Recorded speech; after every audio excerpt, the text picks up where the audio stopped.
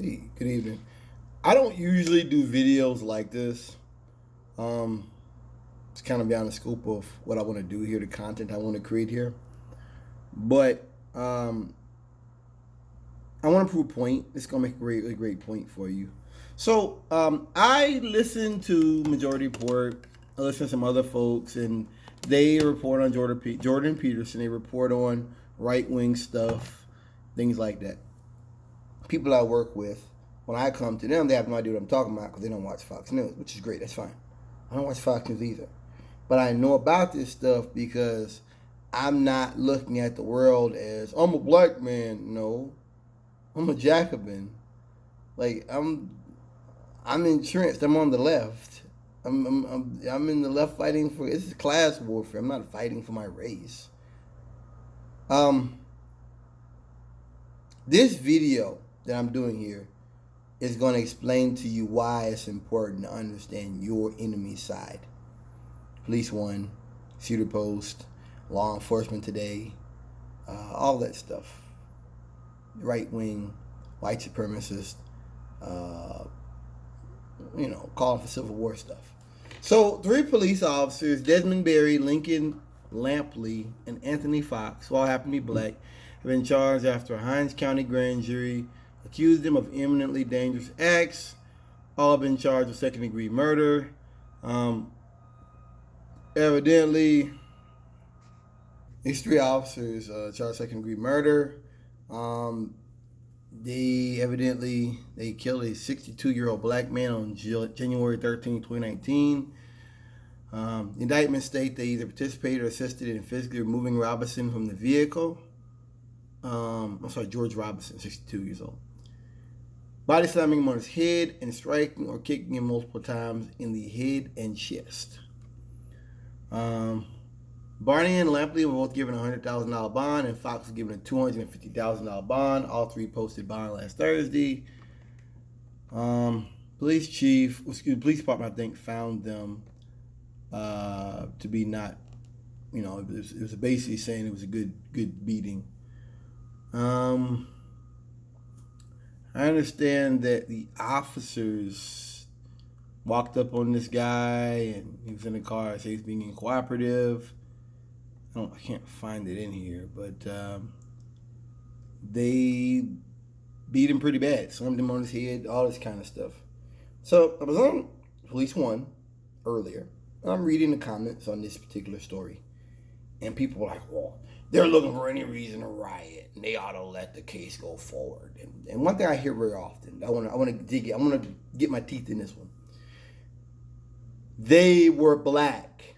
That's why no one's talking about it. Is they were black. That's not true. And that's bearing the lead. First of all, these officers were charged and have now been indicted. Excuse me. The DA brought the case for them to be indicted. I think he died 2 days after the beating. He let him go. He went to his hotel. He died later on. Yeah, they were charged. They were brought to the grand jury, and it was a true bill. So you can't throw the race card. Because I know white folks want to. You can't do that because the DA basically was like, yeah, okay, we'll put it forward. Now, a lot of these cases of riots, no one is charged until days later.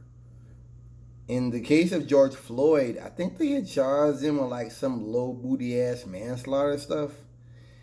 I don't believe they would have been charged at all if there were no protests. Same thing with Michael Brown. I think that case wasn't even presented to a grand jury.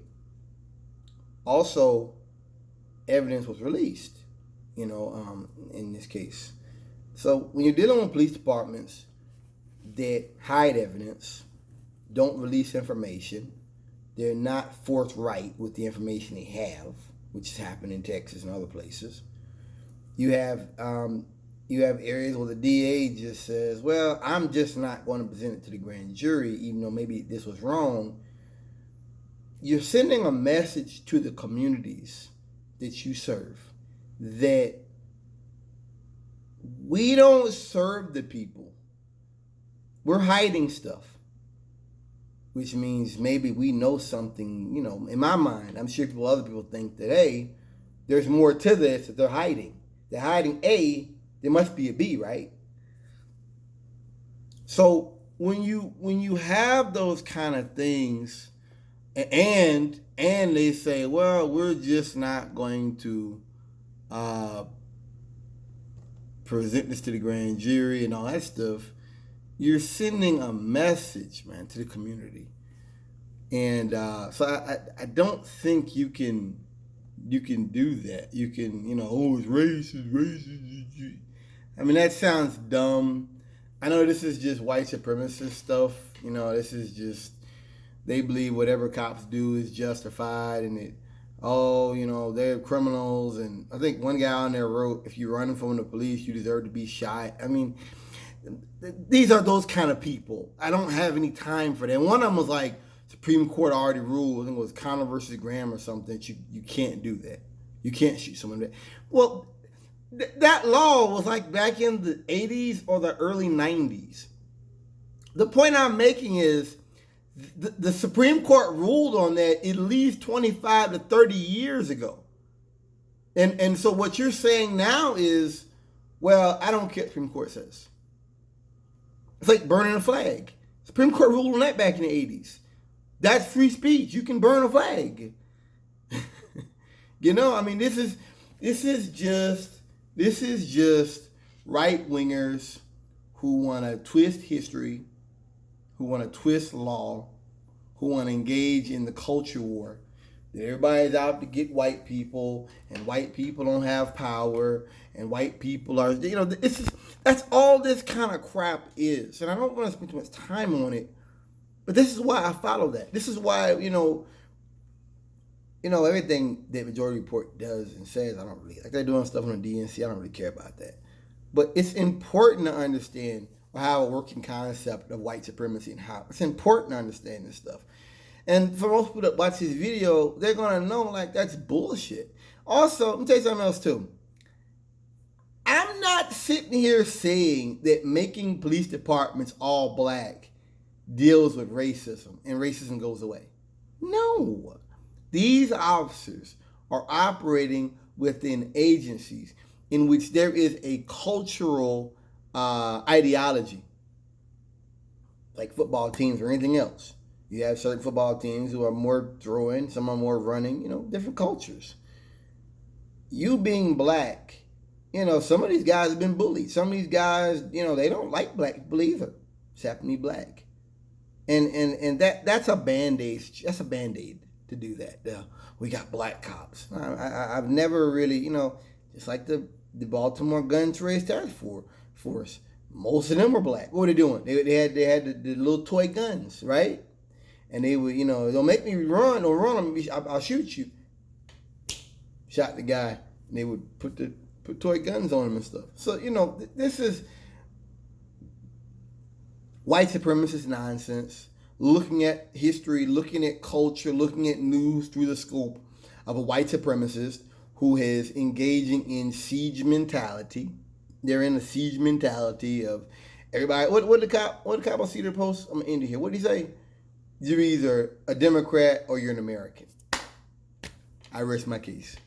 I have no energy. I have no interest in wasting my time trying to reason with white supremacists and bigots who only want to engage in this type of racially charged narrative that makes no sense when you look at the totality of these cases.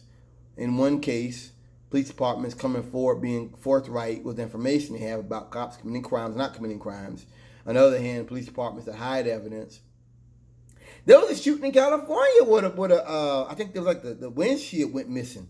Police had shot through the windshield, and it somehow mysteriously windshield got damaged or thrown away. So police departments do that. They hide evidence, and that causes people to distrust the police agency. Police agencies have to operate. Look, I'm gonna tell you like someone said to me. You deal with the public. They vote on, they serve on the juries. They vote on the budgets. You know, that every interaction with the population, should be to further a law enforcement purpose. Like whatever, like it's kind of like a knock and talk. We in the community, we looking for a dude that done a drive by. We're like, hey, did anybody see anything? Knock on the door. That may not seem like much, and everybody in the community might not have seen it. Nobody may have seen it, but there's always that one person. Yeah, it was a red car. I remember it was at 3:30. That one person, that one key piece of evidence that brings the case forward. If you remember the Night Stalker case, how did he get caught? It was a boy. I think the dude had a yellow car or something. And the boy thought it was weird, and the boy took down the license plate. I think Son of Sam was caught because he had like a parking ticket or something, and they pinned him down to being in that area when the shooting took place. So you got to treat folks right. You've got to recognize them as members of a community, or else people are going to be unhappy.